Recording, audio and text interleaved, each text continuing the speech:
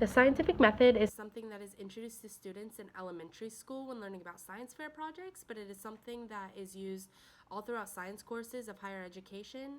And although it may seem like it gets more difficult, it's actually going to be the same general process that you learned in the beginning.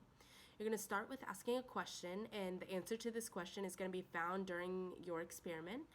Then you're going to do an extensive amount of research on this topic. You can start with Google or Wikipedia, but it's recommended that you do the bulk of your research through research databases that therefore you can find scholarly articles that can be trusted.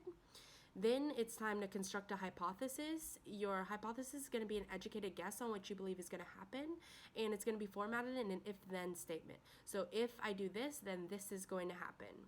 Next is time to run your experiment. Your experiment is going to test whether your prediction was correct and thus supporting your hypothesis.